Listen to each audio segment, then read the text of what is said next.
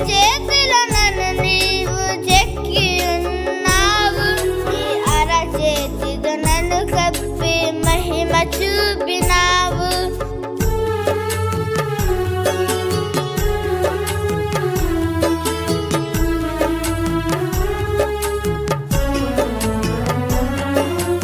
అరచేతిలో నన్ను నీవు చెక్కి ఉన్నావు, నీ అరచేతితో నన్ను కప్పి మహిమ చూపినావు. మనుషులెందరో విడచి మరచిన మరువలేదు విడువలేదు మహారాజు నీవేగా. మనుషులెందరో విడచి మరచిన మరువలేదు విడువలేదు మహారాజు నీవేగా. వందనాలయా యేసయ్యా, ఆరాధించెద నిన్నయ్యా. వందనాలయా యేసయ్యా, గణపరచెదను నిన్నయ్యా.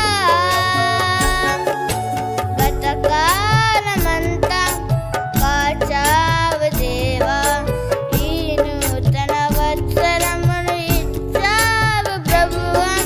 గతకాలమంతా కాచావు దేవా, ఈ నూతన వత్సరమును ఇచ్చావు ప్రభువా.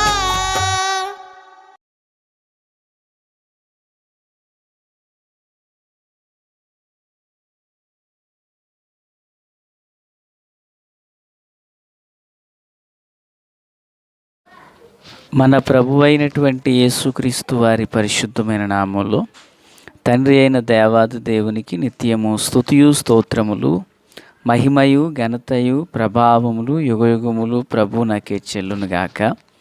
ఆత్మీయులారా, బాగున్నారు కదా?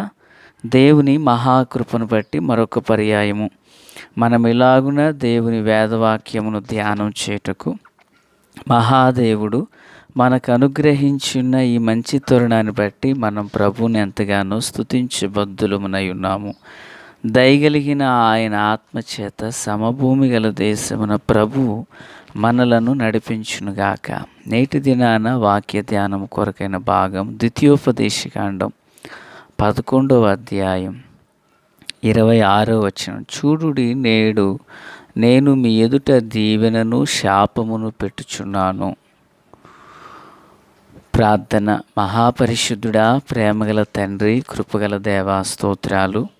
చదవబడి ఉన్న వాక్యము మీది, వినుచున్న వారందరూ మీ వారు.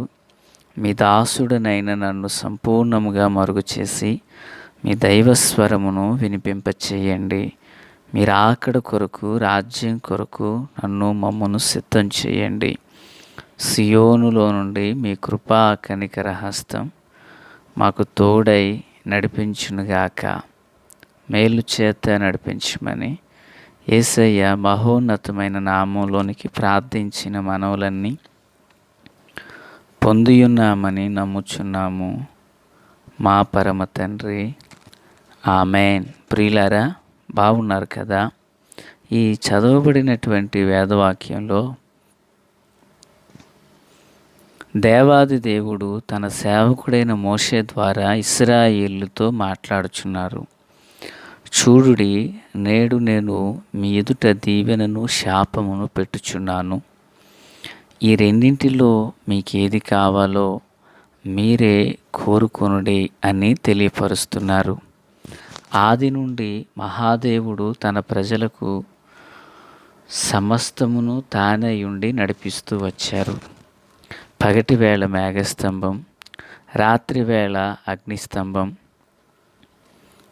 ఉండి ప్రభువు వారిని నడిపిస్తూ వచ్చారు.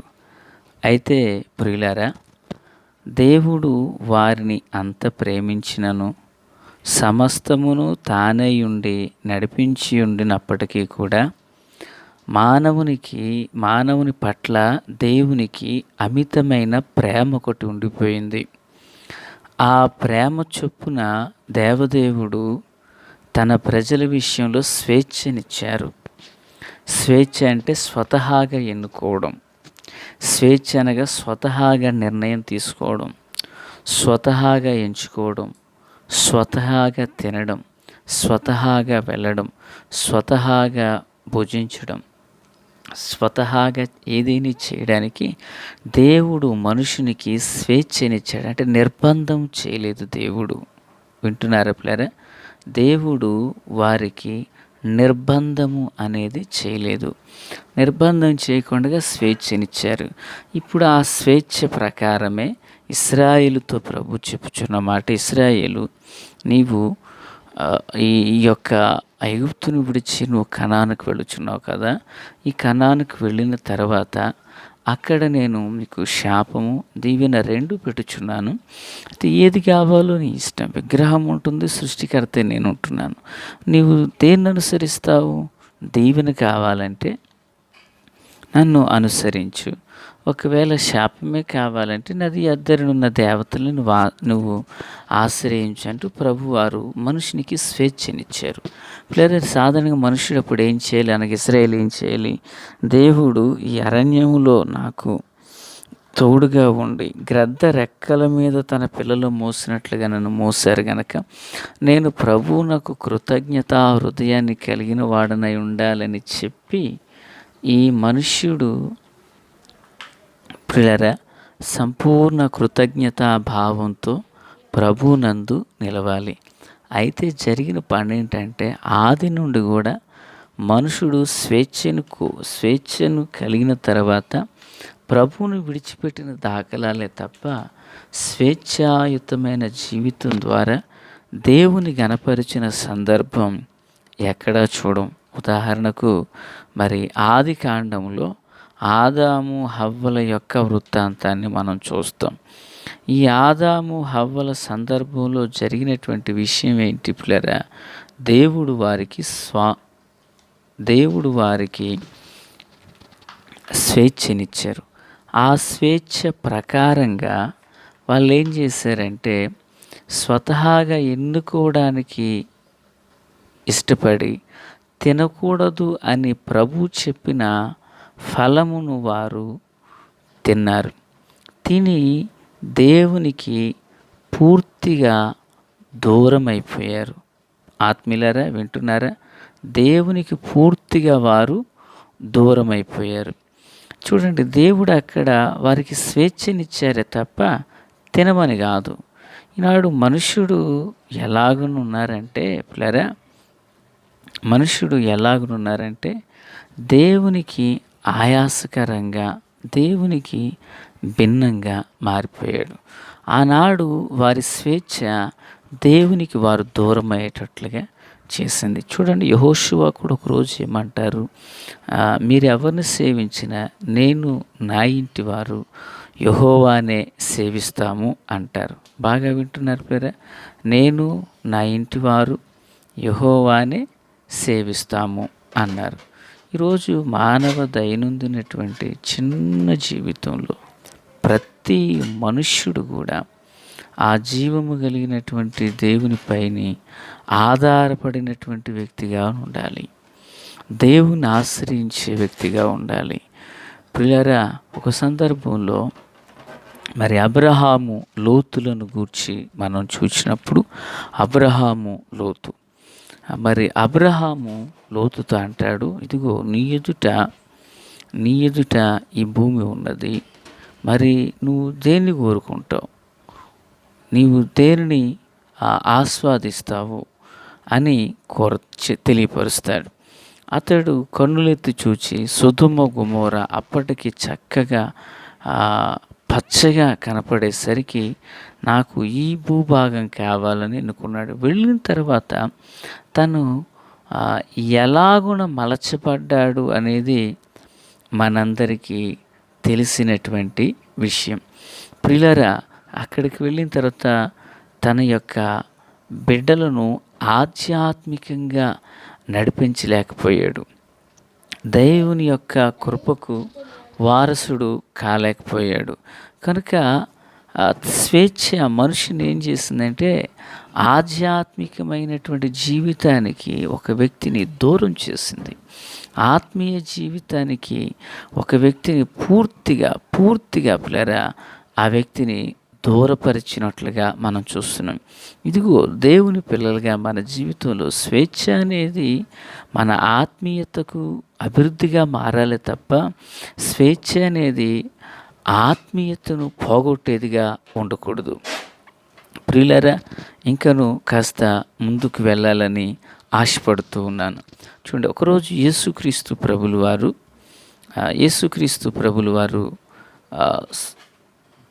న్యాయపీఠం ఎదుట నిలవబడ్డారు. అప్పుడు పిలాతు అడుగుతున్నాడు. పిలాతు ఏమంటున్నాడంటే, మీకు బరబ్బా కావాలా, ఇదిగో యేసు కావాలంటే ప్రజలు ఏమంటున్నారంటే, మాకు బరబ్బా కావాలి అంటున్నారు. నిజానికి ఆలోచించండి, బరబ్బా ఒక బందిపోటు దొంగ. బరబ్బా ఒక భయంకరమైనటువంటి వ్యక్తి. అయితే ప్రజలు స్వేచ్ఛను బట్టి ఏం కోరుకుంటున్నారు? స్వేచ్ఛను బట్టి వాళ్ళు ఏం ఆస్వాదిస్తున్నారంటే, ఇదిగో మాకు ఈ ప్రభువు కన్నా మాకు బరబ్బా కావాలని కోరారు. ఫలితంగా పిల్లరా, బరబ్బా వారి జీవితంలో ఎలాంటి కార్యాలు వారు ఎదుర్కొనవలసి వచ్చిందో లేఖనం ఎరిగిన మనందరము ఆ సంగతిని ఎరిగి ఉన్నవారమే. కనుక దేవుని పిల్లలుగా స్వేచ్ఛ కలిగినటువంటి అనేకులు ఆత్మీయతను కోల్పోయారు, దేవునికి దూరం అయిపోయారు. కనుక ఆత్మీయులారా, క్రీస్తునందు నాకు అత్యంత సన్నిహితులారా, సజీవుడైనటువంటి దేవుని ప్రియమైన పిల్లలుగా మన ఆత్మీయ జీవితం ఎప్పుడు గుర్తుపెట్టుకోవాలి. దేవుడు మనిషిని ప్రేమించి స్వేచ్ఛనిచ్చారు.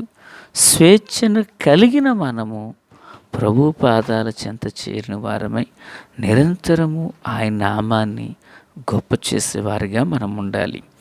దేవునికి మహిమ కలుగునుగాక. పిల్లరా, ఇక్కడ కూడా మరి ఆశీర్వాదం శాపాన్ని రెండు ఉంచాను అన్నారు ప్రభు.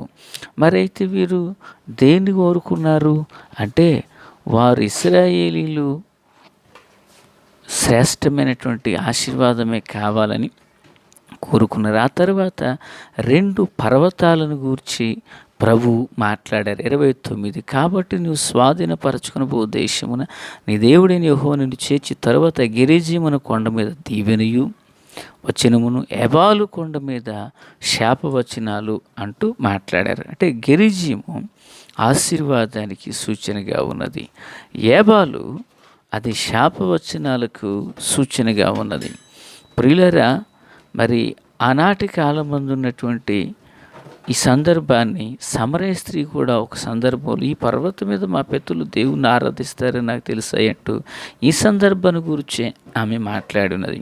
కనుక జీవము కలిగినటువంటి దేవుని ప్రియమైనటువంటి పిల్లలుగా మనము దేవుని యొక్క కృపను, దేవుని యొక్క సన్నిధిని ఆస్వాదిస్తూ స్వేచ్ఛ కలిగిన మనం మరింత దేవుని యొక్క కృపకు వారసులమై యుందుము గాక.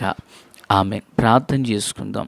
మహాపరిశుద్ధుడా, ప్రేమగల తండ్రి, కృపగల దేవ, స్తోత్రాలు చెల్లిస్తున్నాము. మీ నామంలో ప్రార్థిస్తున్నాం ప్రభు. ఈ వాక్యం నాయందు మాయందు అందరి యందు వర్ధిల్ల చేయమని ప్రార్థిస్తున్నాం.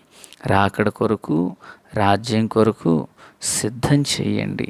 సియోనులో నుండి మీ కృపా హస్తం మా అందరికీ తోడయుండునో గాక.